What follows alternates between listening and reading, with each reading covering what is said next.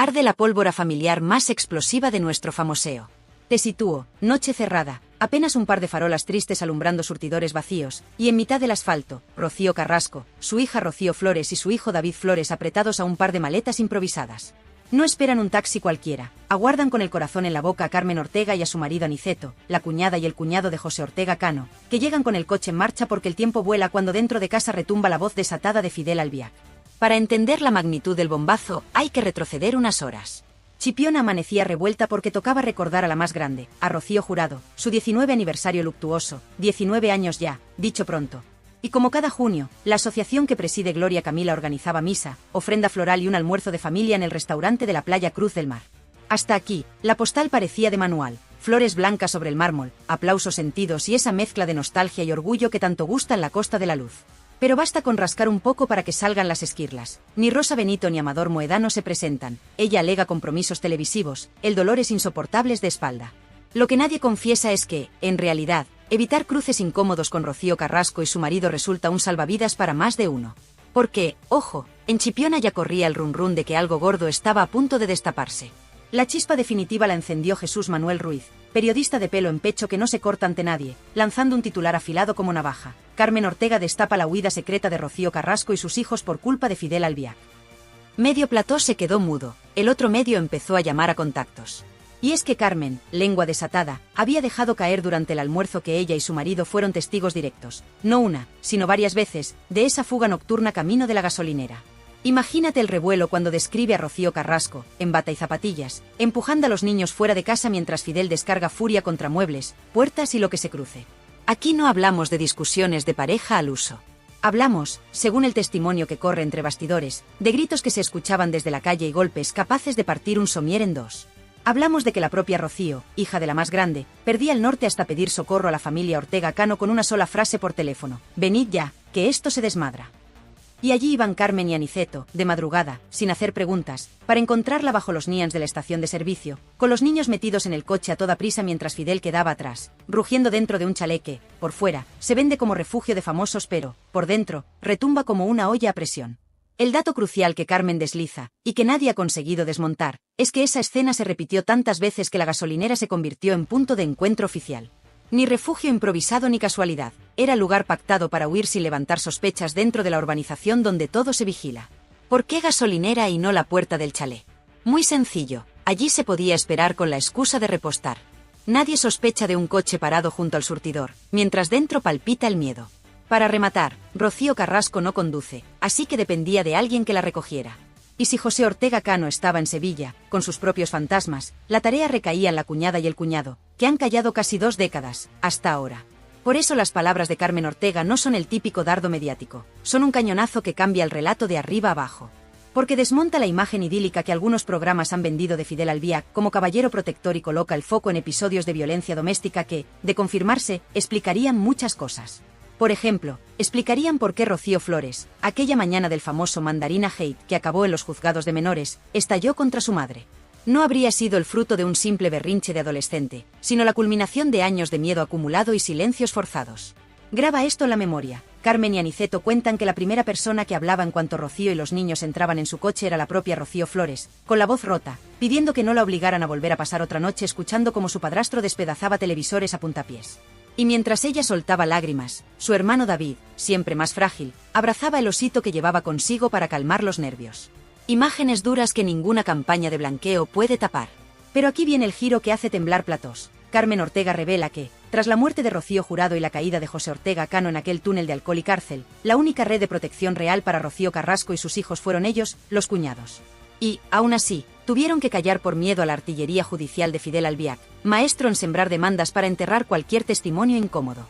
De hecho, cuando la niñera Irma Gómez se atrevió a denunciarlo por malos tratos y ganó la primera batalla, Fidel se rindió antes de llegar a apelación, justamente el día que la niñera anunció que llamaría a declarar a Rocío Flores. ¿Por qué el hombre que presume de abogado inflexible retira una querella en el último segundo? Porque, si la niña hablaba, saltaba todo por los aires. Y así llegamos al presente, con Chipiona encendida y medio país haciéndose la misma pregunta. ¿Qué más se esconde detrás de esas huidas nocturnas?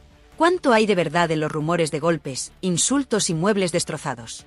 Lo que ya es innegable es que la versión de Rocío Carrasco como víctima única cojea cuando aparecen testimonios que la muestran huyendo. Sí, pero huyendo para proteger a sus propios hijos de la ira descontrolada de su pareja. Y aquí nadie olvida la frase de la joven Rocío Flores en aquel plató de Ana Rosa: si yo hablo, se hunde España. Quédate con esta imagen grabada a fuego: la carretera vacía, el rugido lejano del mar de Chipiona y una madre que, en vez de refugiarse en la casa familiar de la calle Larga, espera de madrugada junto a un surtidor porque no confía en que Fidel la deje salir por la puerta principal.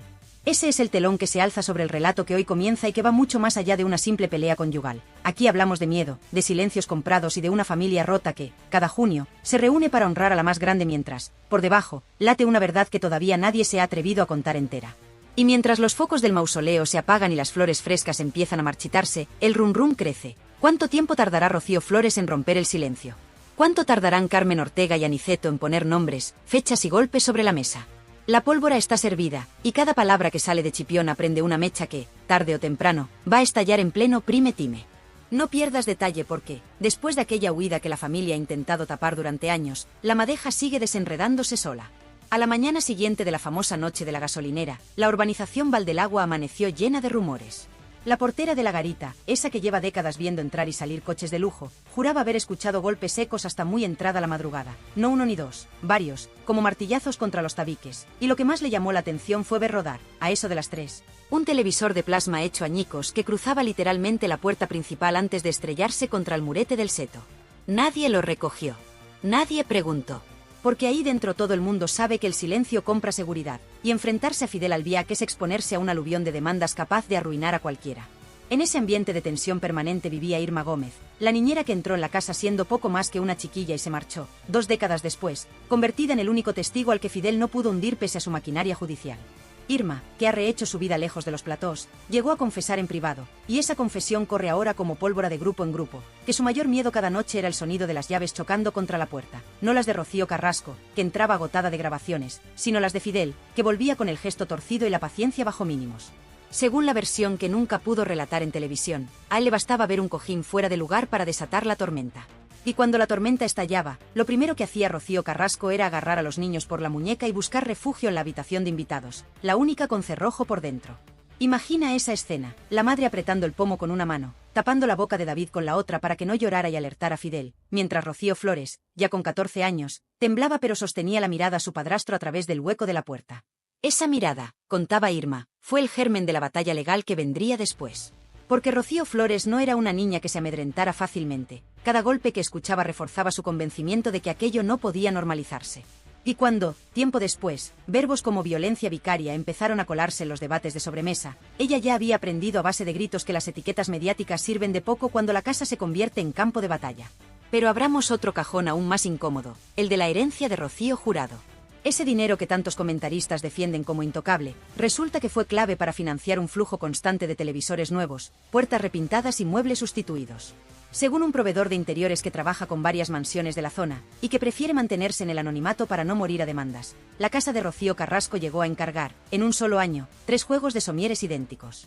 No había reforma, no había termitas, explica con sorna, solo mucha urgencia por reponer tablillas rotas a patadas.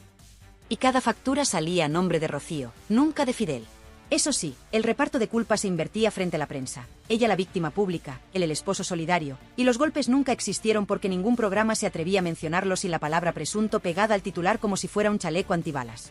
Volvamos a Chipiona, donde Carmen Ortega soltó la bomba que hoy nos tiene pegados a la pantalla. Lo hizo con un vaso de fino en la mano y una media sonrisa que decía sé mucho, pero cuento poco. Quizá fue la frustración de ver a Rocío Carrasco ausente, o tal vez el hartazgo de callar tanto tiempo. Lo cierto es que soltó la frase que ya se ha convertido en meme entre quienes siguen este culebrón. Si Aniceto y yo habláramos, se caía el decorado entero. No exageraba. Porque Aniceto conserva, en el cajón de una cómoda vieja, los partes de asistencia psicológica que tuvo que pedir para sus propios hijos después de una madrugada de gritos llegada a sus oídos por el altavoz del Manos Libres. Era Rocío Carrasco suplicando que alguien les cobijara.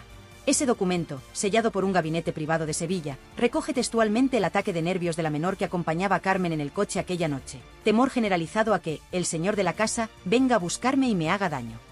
Atemorizada, con 10 años y sin relación directa con Fidel, pero consciente de la fama que al hombre le precedía. La historia no termina en esa huida. Tras la disolución del escándalo inicial, Fidel activó su defensa habitual. Sembrar dudas sobre las fuentes, acusar de conspiraciones familiares y colgar la etiqueta de mercenarios de Telecinco a quien osara levantar la voz. Nada nuevo. Lo nuevo llega cuando descubrimos que, a la chita callando, varios exempleados de mantenimiento, fontaneros, pintores, electricistas, han comenzado a cruzar llamadas porque sabían que compartían anécdotas parecidas, muebles destrozados, cristales en la piscina, órdenes de no abrir la boca bajo amenaza de no cobrar la factura. ¿Quién hacía los encargos? Nunca Rocío. Siempre Fidel, o su hombre de confianza, un abogado de despacho pequeño al que los proveedores ya conocen por el mote de póliza, porque antes de firmar la orden de reparación te planta un contrato de confidencialidad más largo que una novela. Y, sin embargo, esa red de miedo empieza a resquebrajarse. La chispa ha sido el testimonio de Irma, que, lejos de buscar platós, ha declarado en privado su intención de apoyar cualquier causa que permita, de una vez por todas, que Rocío Flores relate la verdad completa. Porque, y aquí viene la parte que nos acelera el pulso, existe una nota interna de la Fiscalía de Menores de aquel entonces en la que se menciona, de pasada, la conveniencia de escuchar a la menor RFM sobre episodios de violencia intrafamiliar que ella insinúa haber presenciado. Esa nota se archivó cuando la causa quedó en nada, pero hoy, con la presión mediática en máximos y la sociedad mucho menos tolerante a los silencios de antaño, podría reabrirse en cuestión de días si alguien aporta pruebas frescas. Y pruebas hay, los partes de urgencias que nunca se hicieron públicos, las fotos borrosas del ojo morado que Maciel juró haber visto y, sobre todo, las grabaciones de seguridad de la gasolinera, que archivó la empresa propietaria porque nadie se las reclamó en su momento. En este punto es inevitable preguntarse cómo reaccionará Rocío Carrasco cuando la evidencia se acumule sobre la mesa y ya no baste con señalar a Antonio David como el gran manipulador. Porque el gran pecado de esta historia no es haber tenido una pareja violenta, eso le puede pasar a cualquiera, sino haber permitido, con tal de defender a ese hombre, que la versión oficial convirtiese a la niña que lo vivió todo en la gran villana del cuento. Y esa herida, a base de años de silencio, se ha gangrenado. Rocío Flores dio un paso atrás, y, aún así, fue aplastada en platós por tertulianos que nunca pisaron Valdelagua y jamás escucharon retumbar un somier a las 3 de la madrugada. Atención, porque lo que viene es aún más delicado. Hay un policía en excedencia, vecino de la urbanización, que ha empezado a filtrar datos de las llamadas de emergencia registradas en el área durante aquellos años. No puede enseñar el informe completo, pero adelanta que hay patrones de altercados nocturnos coincidentes con el número exacto de veces que Carmen y Aniceto dicen haber intervenido. Esa pieza, si termina en un juzgado, puede dinamitar la imagen pública de Fidel de una forma que ni él ni su legión de abogados serán capaces de contener con papeles. ¿Responderá con nuevas demandas? Probablemente. ¿Callará Rocío Flores para siempre? Improbable, la balanza por fin se inclina a su favor, y la oportunidad de limpiar su nombre pesa más que el miedo. Si el caso se reabre, veremos desfilar a más de uno por los pasillos de los juzgados de Alcobendas, y esta vez las cámaras no podrán esconderse detrás del rótulo presunto. Porque la verdad, cuando lleva años encerrada, sale descontrolada, y el escándalo que empezó en una gasolinera desierta amenaza con estallar ahora delante de toda España. ¿Te das cuenta del silencio que se extiende cada vez que alguien pronuncia Valdelagua en un plató de televisión? Ese nombre, que suena a urbanización pulida y feliz, se ha convertido, sin que nadie lo admita en público, en sinónimo de miedo y secretos mal enterrados.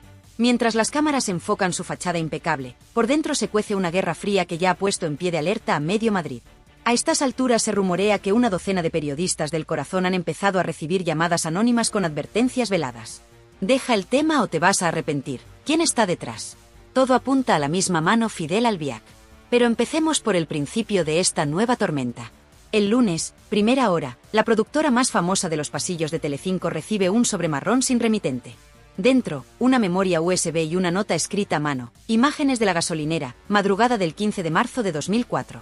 No miréis para otro lado. Esa fecha coincide, palabra por palabra, con una de las noches que Carmen y Aniceto señalan como fuga familiar. Los responsables del programa abren el archivo con 1000 precauciones. Se ve a una mujer en bata, el pelo recogido a toda prisa, empujando a 2 criaturas de aspecto desorientado hacia la parte trasera de un turismo. El vídeo es borroso, grabado desde la cámara de seguridad.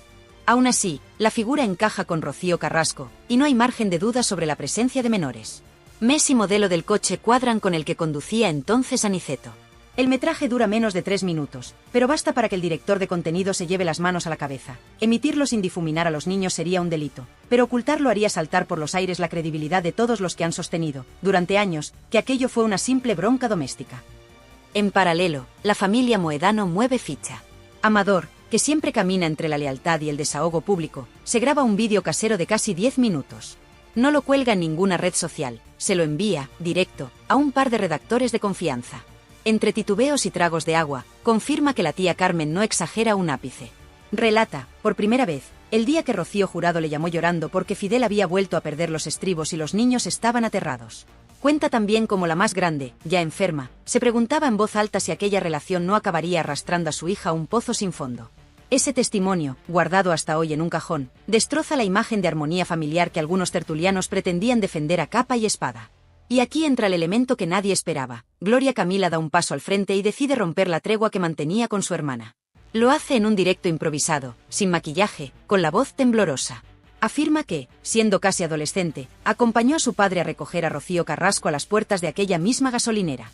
Describe las maletas abiertas en medio del suelo y los juguetes desperdigados, como si hubieran huido con lo puesto. Y confiesa algo que eriza la piel, que Fidel salió tras ellos, a paso rápido, pero frenó en seco cuando vio a José Ortega Cano bajar del coche con semblante firme. Esa escena marca, según Gloria, el punto de no retorno. Porque, dice ella, si mi padre no hubiera estado allí, no sé cómo habría terminado todo aquello. Las declaraciones llegan como un misil a la oficina del abogado que lleva años blindando la reputación de Fidel. El letrado convoca de inmediato una reunión de crisis en un despacho del centro de Madrid. Asiste la plana mayor de su equipo, civil, penal y comunicación. Sobre la mesa, una orden expresa: frenar esta sangría de testimonios antes de que un fiscal vuelva a revisar el archivo. Ni siquiera pretenden demostrar inocencia, porque el daño moral ya está hecho. Buscan únicamente que los nuevos vídeos y testimonios no vean la luz. Para ello preparan la estrategia clásica: inundar los juzgados con solicitudes de medidas cautelares, alegar derecho al honor y presunta manipulación de las imágenes. Una guerra de papeles que ya les ha funcionado otros años, pero que esta vez se enfrenta a un enemigo distinto. La sociedad ha cambiado. Mientras tanto, Rocío Flores observa el vendaval desde Málaga, donde graba una campaña publicitaria. El móvil no deja de vibrar con mensajes de productores prometiéndole oro y cámara para sentarse a contar su versión. La joven, que lleva años guardando silencio por consejo legal, se encuentra ahora en una encrucijada. Hablar significaría señalar a su madre como víctima indirecta de los arrebatos de Fidel, pero también significaría cerrar de una vez la herida que la ha convertido en diana constante de insultos. Su entorno asegura que sopesa declarar ante un notario, sin cámaras, para blindar su testimonio antes de que alguien lo tergiverse. Sería la jugada maestra: dejar constancia oficial y luego, si llega a juicio, respaldar a los testigos adultos sin exponerse al circo mediático. Mientras la familia se divide entre quienes callan por temor y quienes ya no quieren callar, Televisión Española guarda un silencio que huele a prudencia calculada. No hay que olvidar que la cadena pública invirtió una fortuna en aquel documental donde Rocío narraba su verdad sin fisuras.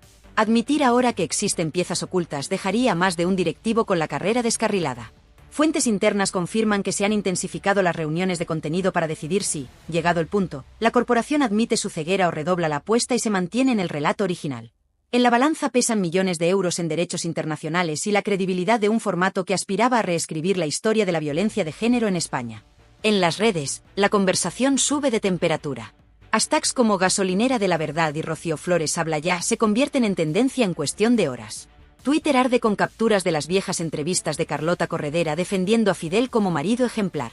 La presentadora, que preparaba su regreso a la televisión, ve cómo su reputación se desploma a otro peldaño. Sus antiguos compañeros de plató, lejos de tenderle la mano, tuitean emojis de palomitas y frases ambiguas. Todos olían a tormenta, pero pocos se atrevieron a decirlo en directo. Y en medio del ruido surge una pregunta que retumba como un trueno: ¿dónde está Rocío Carrasco? Hace días que no se pronuncia, ni para desmentir ni para confirmar. Dicen que ha apagado el móvil y que pasa las horas en el estudio musical donde ensaya Anabel Dueñas, su amiga del alma. Pero ni la música es capaz de tapar el eco de las antiguas discusiones que ahora resuena en cada tertulia. Alguien cercano a la cantante asegura que Rocío llora a solas, rota entre la lealtad a su pareja y el miedo visceral a que los recuerdos vuelvan a golpearla como una andanada. Porque, a estas alturas, reconocer que esas noches en la gasolinera fueron reales supondría desmontar el relato que la ha protegido judicial y mediáticamente durante más de 2 décadas. Lo cierto es que la pelota está en el tejado de los fiscales. Con los nuevos indicios, basta un pequeño empujón para reabrir diligencias previas. Y si eso ocurre, la cadena de silencio que Fidel ha tejido saltará por los aros de hierro de la justicia. En los pasillos de los juzgados de Alcobendas ya se comenta que sería la primera vez que la hija de la más grande se sienta en calidad de testigo en lugar de narradora protagonista. Un giro dramático que pondría fin a los guiones prefabricados y arrancaría la verdad con luz, taquígrafos y, sobre todo, declaraciones bajo juramento. Mientras los vecinos se asoman entre cortinas con la ansiedad de quien teme que salga a la luz aquello que lleva años guardando tras muros de piedra y apariencias de revista. Y nosotros, desde aquí, seguimos el hilo, conscientes de que cada silencio roto es un paso más hacia el día en que Chipiona deje de ser canción de verano para convertirse en epicentro de la verdad más incómoda del corazón patrio. Porque la marea está subiendo, los nombres ya no caben bajo la alfombra, y la próxima ola puede arrasar, de una vez por todas, el castillo de naipes que tantos han intentado sostener con mentiras, contratos y miedo. Lunes por la tarde, sede central del Colegio de Abogados de Madrid. Entra un ex policía nacional, retirado pero con contactos aún muy vivos, portando un maletín blindado que custodia como si llevara oro. Lo escoltan 2 letrados jóvenes, mirada tensa, corbatas mal ajustadas.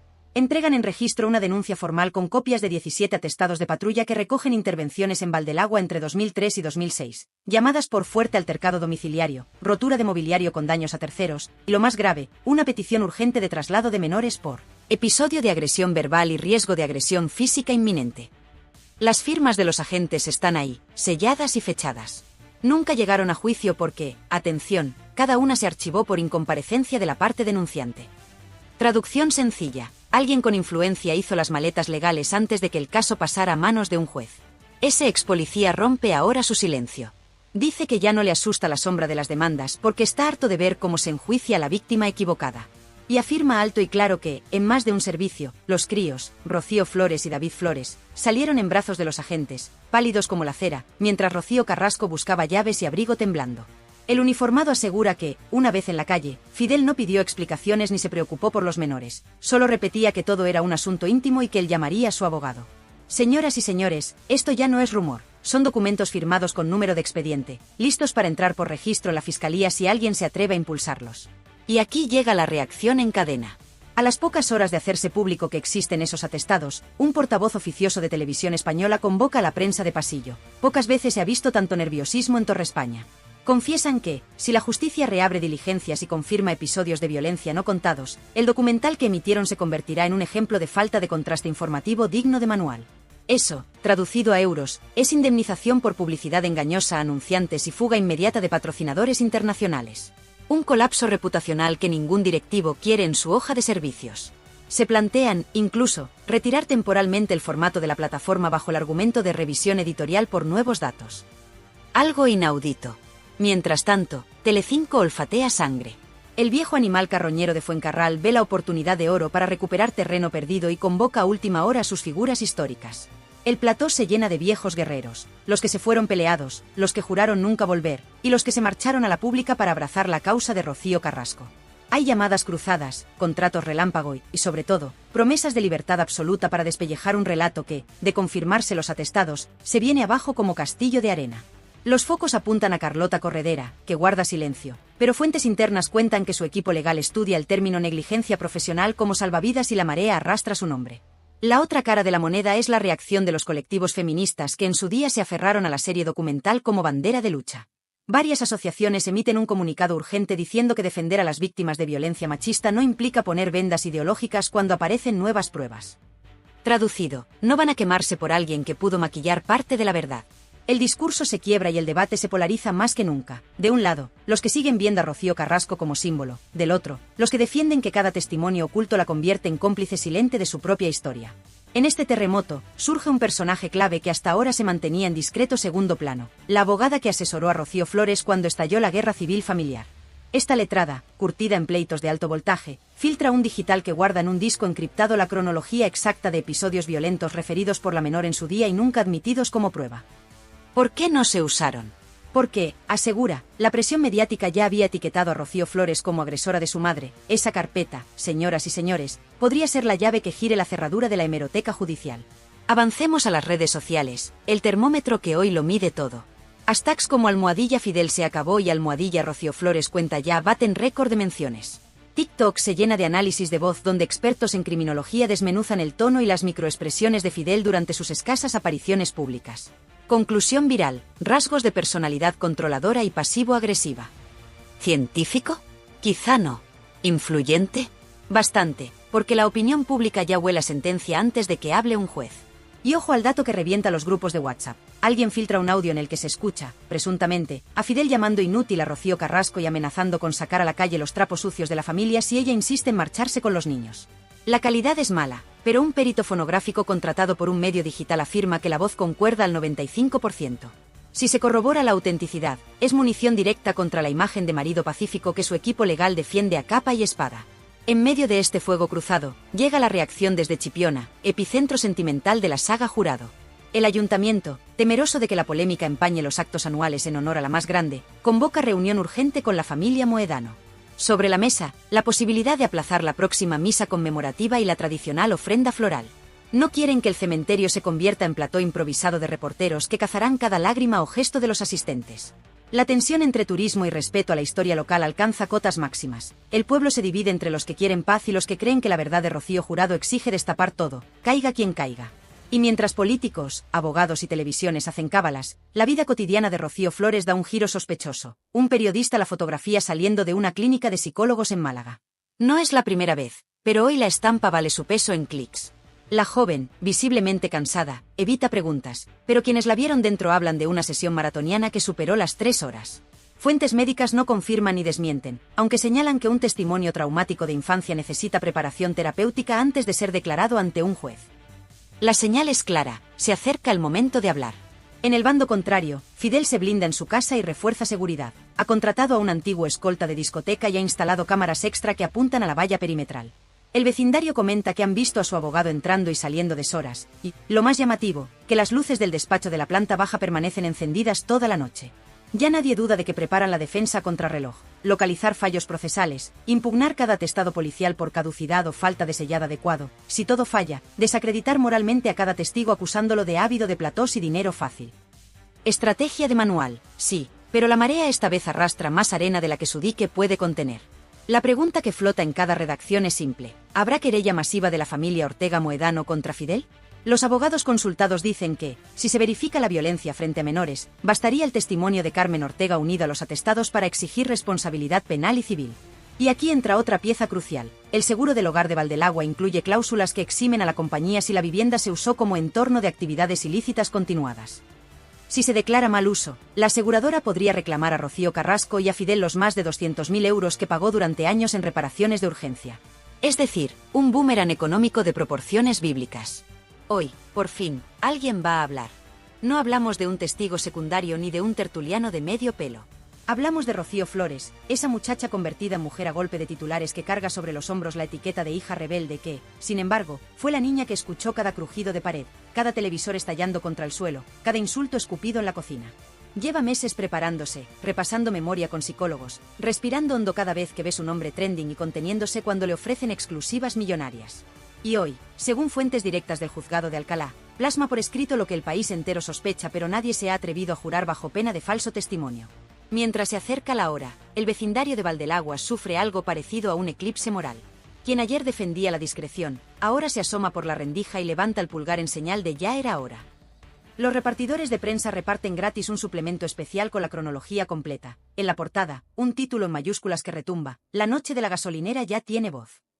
Hay colas para comprar café en el minisúper de la urbanización y todas las lenguas coinciden en lo mismo. Los muros de piedra y los setos recortados ya no sirven de parapeto cuando la verdad entra por antena de televisión y se cuela hasta el último salón. Pero vayamos al corazón del terremoto. La comparecencia de Rocío Flores no será a puerta cerrada. El juez, consciente de la repercusión, ha permitido que un puñado de periodistas acreditados sigan el relato desde una sala contigua. No habrá cámaras, pero sí grabadores oficiales. Se transcribirá cada palabra, y esa transcripción será pública en cuanto acabe la sesión. Fidel Albiac, que hasta ayer todavía confiaba en conseguir medidas cautelares, llega con rostro de piedra y mirada fija en el suelo. Rocío Carrasco no acude, su abogado alega cuadro de ansiedad aguda. El asiento vacío de la madre, flanqueado por la prensa, duele más que 1000 portadas, porque certifica que el último puente afectivo se ha quemado mientras ardía el viejo relato televisivo. La declaración empieza y lo primero que hace Rocío es situar la escena que nos ha tenido en vilo. Yo salí de casa porque había miedo, miedo real. Lo dice despacio, sin florituras, con la voz firme de quien ha repetido la frase 1000 veces al espejo. Cuenta que la madrugada del 15 de marzo, la misma del vídeo de la gasolinera, no fue la más violenta, pero sí la primera en la que sintió que su padrastro podía pasar de los muebles a las personas. Describe un portazo que retumbó como una escopeta, describe cómo su madre le temblaba el pulso al marcar el número de la tía Carmen, describe el olor a gasolina mientras esperaban bajo las luces blancas del surtidor. Y cuando el juez le pregunta si aquellas huidas fueron esporádicas o una rutina, ella responde con la claridad de un parte meteorológico: Señoría, si llovía una vez a la semana, nosotros salíamos una vez a la semana. Silencio en la sala de prensa, suspiros contenidos, bolígrafos que se quedan sin tinta de tanto apuntar. La joven no se queda en la anécdota. Narra, una a una, las visitas de los agentes que hoy aparecen documentadas en los atestados. Recuerdo los botones dorados del uniforme, recuerdo la luz de la linterna en mi cara, recuerdo a mi hermano tapándose los oídos. Detalle tras detalle, coloca ladrillos en un muro que ni la mejor campaña de lavado de imagen puede derribar. El juez le ofrece agua cada 10 minutos. Ella niega, quiere terminar de una vez, cerrar 20 años de lumpia mental. Y lo logra con una frase que atraviesa como aguijón. No vengo a hacer daño, vengo a parar un daño que no cesa mientras se siga llamando mentirosa a la niña que fui. En la calle, las reacciones se suceden. Los periodistas salen corriendo a los móviles y susurran titulares explosivos a las redacciones. Las tertulias improvisan especiales de última hora. Telecinco coloca rótulo rojo y avanza declaración demoledora. Rocío Flores confirma episodios violentos frente a menores. En la pública, silencio de plomo, apenas un breve en el telediario del mediodía. La palabra revisión editorial planea sobre los pasillos como buitre paciente. Y en redes, la marea de mensajes rompe récords. Los que hasta ayer defendían a Fidel enarbolan presunción de inocencia mientras los nuevos datos se amontonan. Los que apoyaban sin fisuras a Rocío Carrasco ahora respiran hondo y piden prudencia. No quiere, sentirse engañados otra vez. Pero toda historia épica necesita un acto final, una suerte de justicia poética que remueva conciencias y abra camino. Llega al caer la tarde, cuando el juez, bajo la presión de documentos, vídeos y testigos, dicta la apertura de diligencias previas por posible delito continuado de maltrato en presencia de menores. No es condena, es punto de partida. Pero golpea como mazazo en pleno prime time y convierte ese asiento vacío de Rocío Carrasco en la sombra más larga de la jornada. Fidel sale del edificio escoltado, sin pronunciar palabra. Su abogado titubea ante los micros y solo consigue decir que la verdad se defenderá. Una frase hueca que suena a campana pequeña tras el estruendo de los atestados. Ahora bien, ¿qué hacemos nosotros, los que estamos delante de la pantalla, los que damos vida a este canal con cada clic y cada comentario? Pues lo que mejor sabemos hacer, exigir coherencia a los poderosos y abrazar la sencillez de llamar a las cosas por su nombre. No es cuestión de bandos, es cuestión de hechos. Si las pruebas confirman violencia, que caiga todo el peso de la ley. Si alguien participó en blanquearla, que responda ante la audiencia que sostuvo su sueldo. Y si los niños de ayer, hoy adultos, se atreven a romper el silencio, que sientan nuestro apoyo, porque la vergüenza no es suya, sino de quienes les robaron la calma con portazos y promesas vacías. Y ahora, respira conmigo un segundo, que llega la traca final, esa reflexión que remata todo lo que acabamos de vivir y deja el ronrón latiendo en tu cabeza hasta el próximo bombazo. Porque, seamos claras, después de escuchar a Rocío Flores plantar cara, de ver a Fidel encogido tras su abogado y de comprobar que los papeles de la policía pesan más que cualquier exclusividad, solo hay una conclusión posible: el miedo cambió de bando. Hoy las puertas de Valdelagua ya no crujen por los portazos, crujen porque la verdad empuja desde dentro, y cuando la verdad empuja, ni las vallas altas ni los contratos de confidencialidad valen un pimiento. Así que, amiga, amigo, si te hierve la sangre de indignación o te vibra el pecho de pura curiosidad, haz algo más que mirar la pantalla. Dale al botoncito de suscribir, que es gratis y nos da la vida. Así no te pierdes la próxima entrega, porque te prometo que habrá próxima y que vendrá cargada de detalles tan jugosos que vas a dejar el café a medio sorbo. Y ya que estás, suelta ese like bien fuerte, que no cuesta nada y empuja este vídeo arriba del todo para que la historia llegue a quien tenga que llegar. Que las plataformas no decidan que se ve y que se tapa, decidimos tú y yo a base de clics. Comparte el enlace con tu vecina, con tu cuñado, con la prima que vive en Suiza y todavía defienda a Fidel porque solo ve la tele pública. Reenvíalo en el grupo familiar, ese que siempre anda aburrido con cadenas de buenos días, y diles, aquí tenéis la realidad, sin edulcorantes. Y por supuesto, baja a la zona de comentarios y descárgate. ¿Qué opinas de la declaración de Rocío? ¿Crees que la tele pública retirará el documental? ¿Quién te parece más cínico, la presentadora que blanqueó la historia o el abogado que amenaza con demandas a todo el que respira? Cuéntamelo con tus palabras, que yo me paso a leer cada noche y respondo uno por uno, sin filtros ni asistentes de despacho. Y ojo, que esto no para aquí. Si quieres que no te pille el toro, activa la campanita, porque a la mínima que salte una filtración, un auto judicial o una foto nueva de la famosa gasolinera, aquí estaré como un resorte, encendiendo el micrófono para que seas la primera en saberlo. Porque este canal no vive de cámaras lentas ni de discursos vacíos, vive de la adrenalina del directo, de la cercanía y de la comunidad increíble que formamos juntos. Tú tiras del hilo, yo investigo, y entre todos desnudamos al rey, a la reina y a todo el cortejo de alabarderos que llevan décadas jugando con nuestra paciencia. Ahora, permíteme un puntito de humor, que tanta tensión deja el cuerpo agarrotado. Mandamos un cariñoso saludo a los abogados de guardia que ya estarán preparando el folio en blanco para la próxima amenaza formal. Venga, hombres de toga, afilen bien la pluma, que yo ya tengo las tintas recargadas y el respaldo de una audiencia que no se calla. Y, por si acaso, recordamos al señor Fidel que los somieres se compran una vez al año, no cada luna llena, y que un televisor no es balón de fútbol, por mucho que le guste practicar puntería. ¿Te quedas con ganas de más? Normal. porque lo de hoy es solo la antesala. En la próxima entrega tiraremos de un hilo que muchos creían enterrado, los mensajes de voz que circulan desde hace años entre antiguos empleados de servicio y que pintan un retrato todavía más negro del palacete. ¿Se perderán en el cajón del olvido o veremos al fin la luz de las grabaciones? Yo ya tengo los cascos puestos y el reproductor preparado. Y, atención, que la cosa no acaba en Valdelagua. Chipiona guarda nuevos testimonios de vecinos que asistieron a huidas relámpago por carreteras secundarias, y vamos a poner nombres, fechas y matrículas. Con documentos, no con habladurías. En resumen, hoy hemos visto a un gigante de barro agrietarse, y la primera grieta la provocaste tú, que apoyas este canal con tu fidelidad, con tu comentario, con ese like que parece pequeño pero retumba como trueno cuando miles lo hacen a la vez. Así que no aflojes, que el final de la historia lo escribimos juntos. Suscríbete ya, comparte y comenta. Porque la próxima exclusiva puede estallar cuando menos te lo esperes, y solo los que están al loro se llevan el pastel calentito.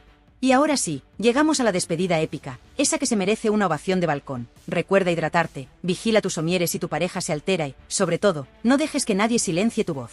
Yo soy tu altavoz, tú eres mi energía, y juntos somos la pesadilla de los que venden humo. Nos vemos muy pronto, quizá antes de que Fidel cambie otra cerradura. Hasta entonces, portaos bien, o, mejor aún, portaos mal pero contadlo, que aquí lo convertimos en oro puro. Un abrazo gigante, besos de surtidor y campanitas al aire. ¡Chao! ¡Chao!